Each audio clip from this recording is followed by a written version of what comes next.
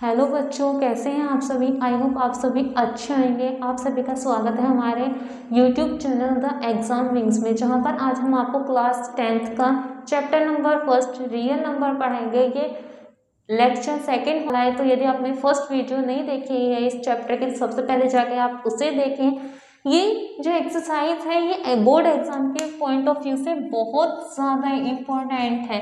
तो हम बिना देरी की क्लास को स्टार्ट करते हैं। ये आपका क्वेश्चन नंबर फर्स्ट। इसमें आपको प्रूव करना है कि prove that √5 is a irrational number. आपको प्रूव करना है कि जो √5 है वो क्या है, एक इरेशनल नंबर है। इसके लिए आप क्या करके चलोगे, आप मानोगे कि let us assume √5 is a rational number. आप एज्यूम करके चलो कि √5 क्या है, एक रेशनल नंबर है। We can find integer p and q। आपको क्या करने हैं, p and q integer find करने हैं जो क्या है, नॉट इक्वल है 0 के, मतलब 0 के बराबर नहीं है। तो आप क्या करोगे कि जो √5 है उसे p/q के बराबर लिख दोगे।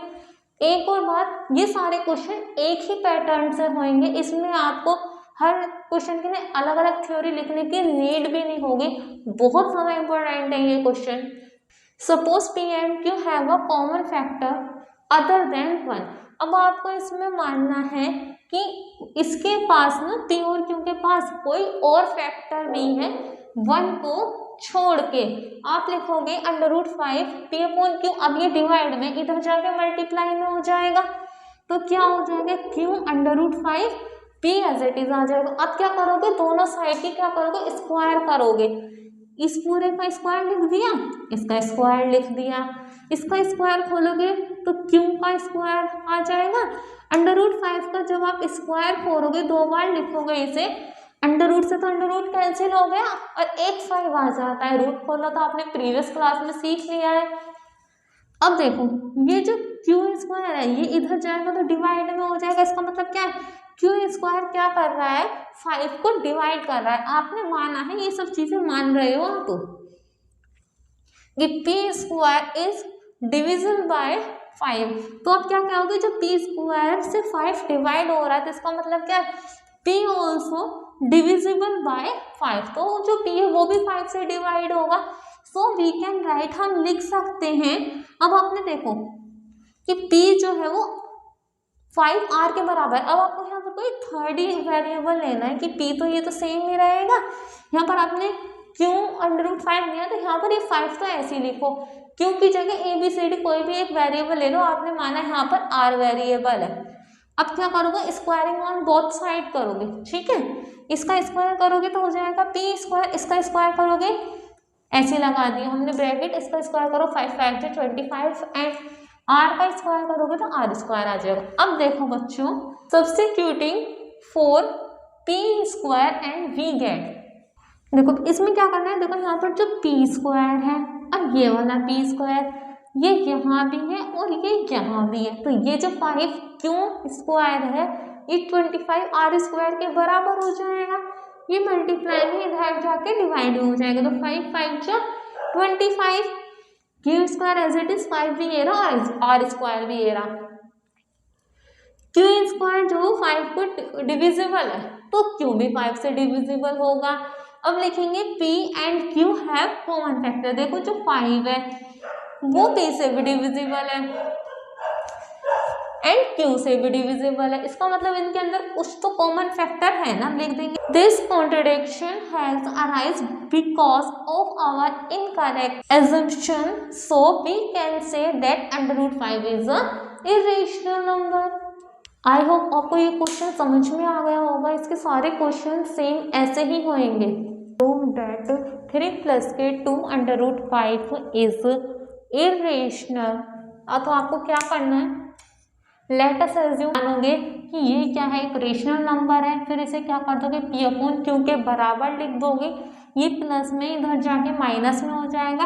2 मल्टीप्लाई में है तो इधर जाके क्या डिवाइड में हो जाएगा। अब देखो बच्चों, ये वाली जो साइड है ये क्या है, p/q की फॉर्म में है। तो आप क्या होगा कि p/q क्या होता है, एक रेशनल नंबर होता है। इसका मतलब ये पूरी डिजिट क्या है, ये भी एक रेशनल नंबर है। जब ये रेशनल नंबर है, ये इसके बराबर है, इसका मतलब क्या हुआ, कि जो √5 है ये भी क्या होगा, एक रेशनल नंबर होगा। फिर आपको वो लास्ट वाली लाइन लिखनी है कि but this contradiction has arise because of our incorrect assumption, so we can say that कि 3 + 2 √5 is irrational number। देखो बच्चे, इसका क्वेश्चन नंबर 3 का फर्स्ट पार्ट है, prove that 1/√2 is irrational number. वही लिखेंगे, लेट अस एज्यूम जो आपने 1/√2 दे रखा है वो क्या है, एक रेशनल नंबर है। We can find integer p and q क्या है, नॉट इक्वल है 0 के, सच दैट 1/2 आपको क्या मानना है, p/q के इक्वल मानना है। फिर आप क्या लिखोगे, suppose p and q have common factor other than 1। ठीक है, कि p और q के पास क्या है, 1 से और ज्यादा क्या है, कॉमन फैक्टर है।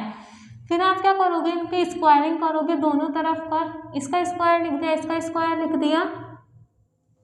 1 ऐसे √2 का स्क्वायर करोगे तो 2 आएगा, p का square as it is and q का स्क्वायर भी आपको as it is note down करना है। फिर क्या करोगे, इनकी क्रॉस मल्टीप्लाई करोगे, q स्क्वायर की जो 1 में करोगे तो q स्क्वायर आ जाएगा, जब 2 की p स्क्वायर में करोगे तो क्या आ जाएगा, 2p स्क्वायर आ जाएगा। अब देखो जो 2 है वो इधर आएगा, डिवाइड में हो जाएगा। इसका मतलब क्या है कि 2 जो है वो q स्क्वायर को डिवाइड कर रहा है। इसका मतलब क्या कि जो 2 है वो q को भी डिवाइड करेगा। अब आपको क्या मानना है, कोई थर्ड वेरिएबल मानना है कि q = 2r। क्या करोगे, स्क्वायरिंग ऑन बोथ साइड, इसका स्क्वायर करोगे तो आ जाएगा q स्क्वायर, इसका करोगे तो आ जाएगा, 2 का स्क्वायर करोगे तो 4 आएगा और r का स्क्वायर करोगे तो r स्क्वायर आ जाएगा। अब क्या करना है आपको, सब्स्टिट्यूटिंग में लगाना है, सब्स्टिट्यूटिंग एंड वी गेट।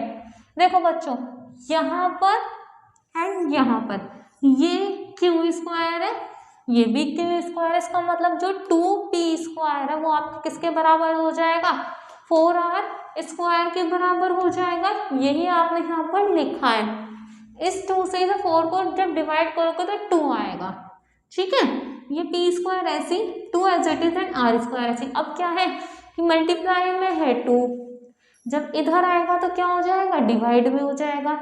2 जो p स्क्वायर को डिवाइड कर रहा है, इसका मतलब क्या है कि जो 2 है वो किसे डिवाइड करेगा, p को डिवाइड करेगा। तो आप लिखोगे p and q have common factor, कि देखो 2 q को भी डिवाइड कर रहा है, 2 p को भी डिवाइड कर रहा है, तो 2 क्या हो गया, कॉमन फैक्टर हो गया दोनों के बीच में। फिर आप वही लास्ट वाली लाइन लिखोगे, this contradiction has arise because of our incorrect assumption, so we can say 1/√2 is irrational number। देखो बच्चों, क्वेश्चन नंबर 3 के सेकंड पार्ट में कह रहा है, prove that 7/5 is irrational। Let us assume 7/5 is rational number। We can find integer p and q जो क्या है, नॉट इक्वल है 0 के, सच दैट जो आपका 7/5 है वो किसके बराबर है, p/q के बराबर है। ये मल्टीप्लाई में इधर जाके क्या हो जाएगा, डिवाइड में हो जाएगा। तो देखो जो p/q की फॉर्म में होते हैं वो क्या होते हैं, रेशनल नंबर होते हैं। इसका मतलब जो ये फॉर्म दे रखी है 1/7 p/q, ये भी क्या है, एक रेशनल नंबर है। तो √5 भी क्या हो जाएगा, एक रेशनल नंबर हो जाएगा। But this contradiction has arisen because of our incorrect assumption, so we can say that 7/5 is irrational number। इसमें कुछ नहीं करना, सारे क्वेश्चंस एज इट इज है। अब तक आपको भी ये सारे क्वेश्चन समझ में आ गए होंगे। देखो बच्चों, नेक्स्ट क्वेश्चन आता है, prove that 6 + k/√2 is irrational number. तो आपको कुछ नहीं करना, सिर्फ वही हेडिंग है जैसा आप अब तक लिखते आए हो। Let's assume 6 + k/√2 is a irrational number. We can find जो आपके p और q है वो क्या है, आपके नॉट इक्वल टू 0 है। तो such that 6 + k/√2 is equal to क्या हो गया, p/q के बराबर है। अब ये जो आपका इधर प्लस में इधर जाके माइनस में हो जाएगा। अब ये जो है ना p/q -6, ये क्या है, रेशनल नंबर की फॉर्म है कि जैसे देखो पी अपॉन क्यू क्या है, एक रेशनल नंबर है, तो इसका मतलब क्या है कि ये पूरी जो टर्म है ये भी क्या होगी, एक रेशनल नंबर होगी। जब वो रेशनल नंबर है तो इसका मतलब क्या है, जो अंडर रूट 2 दे रखा है ये भी एक रेशनल नंबर है। हम लिख देंगे but this contradiction has arisen because of our incorrect assumption, so we can say that 6 plus के under root 2 is irrational number। सभी क्वेश्चंस के अंदर सेम थ्योरी लिखनी है आप सभी को। देखो बच्चों इसका भी एग्जाम्पल है, prove that under root 3 is irrational number. तो आपको इसे सॉल्व करना है। Let us assume under root 3 is a rational number. आपको इरेशनल सॉल्व करना है, तो आप क्या मानोगे, अंडर रूट 3 क्या है, रेशनल नंबर है। तो we can find integer p and q. P और क्यू को इंटीजर फाइंड करने हैं जो क्या है, नॉट इक्वल है 0 के, सच दैट अंडर रूट 3 को पी अपॉन क्यू के बराबर मानो। Suppose P and Q have a common factors other than 1।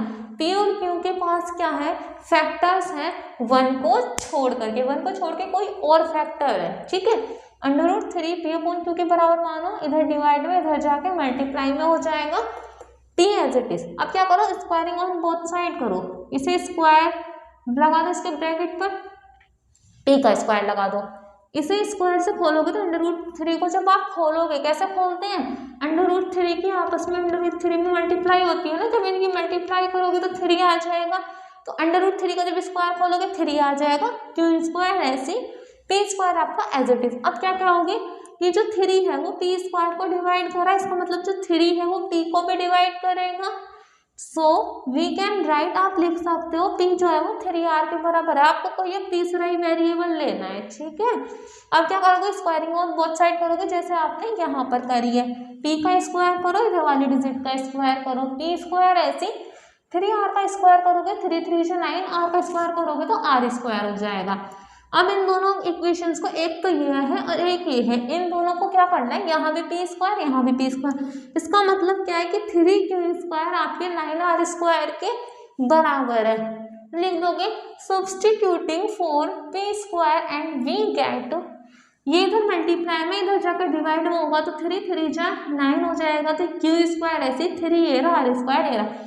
अब क्या कह सकते हो कि जो 3 है वो क्यू स्क्वायर को डिवाइड कर रहा है, इसका मतलब 3 क्या क्यू को भी डिवाइड करेगा। P and Q having common factor, देखो ये P जो P है ये भी 3 से डिवाइड हो रहा है और Q भी 3 से डिवाइड हो रहा है, इसका मतलब ये क्या है, कॉमन फैक्टर है। तो लिख देंगे P and Q having common factor, लिखेंगे this contradiction has arise because of our incorrect assumption, so we can say that under root 3 is irrational number। देखो बच्चों नेक्स्ट क्वेश्चन क्या कह रहा है, प्रूव दैट 5 माइनस के under root 3 is irrational number. आपको बताना है कि 5 माइनस के अंडर रूट 3 क्या है, एक इरेशनल नंबर है। तो आप जैसे आपने पहले के सारे क्वेश्चन करे हैं कि आप क्या मानते हो कि जो क्वेश्चन में दे रखा है उसका अपोजिट मान लेते हो। तो इरेशनल नंबर दे रखा है तो आप क्या मान लोगे, लेट अस एज्यूम 5 माइनस के under root 3 is rational number. We can find integers, अब आप क्या लिखोगे कि हमें जो पी और क्यू इंटीजर्स है वो फाइंड करने हैं जो क्या है, नॉट इक्वल क्या है, 0 है। अब जो आपको क्वेश्चन में दे रखा है उसे पी अपॉन क्यू के बराबर लिखोगे, ये प्लस में इधर जाके माइनस में हो जाएगा और माइनस में इधर जाके प्लस में हो जाएगा। अब क्या लोगे, इसका एलसीएम लोगे, एलसीएम लोगे क्यू वन जा क्यू, यहाँ पर करोगे 5q, इसके यहाँ करोगे पी वन जा p, under root 3 as it is. अब देखो बच्चों ये जो है ये पी अपॉन क्यू की फॉर्म में है और पी अपॉन क्यू क्या होता है, एक रेशनल नंबर। इसका मतलब जो ये है 5q माइनस के पी अपॉन क्यू, ये भी क्या हो जाएगा, एक रेशनल नंबर हो जाएगा। जो अंडर रूट 3 दे रखा है ये भी एक रेशनल नंबर है इस हिसाब से। तो but this contradiction has arise because of our incorrect assumption, so we say that 5 minus के under root 3 is irrational number। I hope आपको ये क्वेश्चन समझ में आ गया होगा। जैसे आपने पहले वाले सारे क्वेश्चंस करे सेम ये ऐसे ही करने हैं। देखो बच्चों नेक्स्ट एग्जांपल में एज इट इज है, प्रूव दैट कि 3 under root 2 is irrational number. तो आप लिखोगे लेट अस एज्यूम 3 √2 इज क्या है, रेशनल नंबर है। फिर आपको वही देखना है, we can find integers p and q not equal to 0 such that 3√2 क्या है, p/q के बराबर है। अब लिखोगे p/q क्या है, एक रेशनल नंबर है, तो ये जो डिजिट दे रखी है आपको ये भी क्या हो जाएगी, एक रेशनल नंबर हो जाएगी। फिर आपको लिखना है जब ये रेशनल नंबर है तो जो √2 है वो भी एक रेशनल नंबर होगा। फिर आपको लिखनी है लास्ट वाली लाइन जो सब में अब तक आप लिखते आए हैं, but this contradiction has arise because of our incorrect assumption, so we can say that 3√2 is irrational number।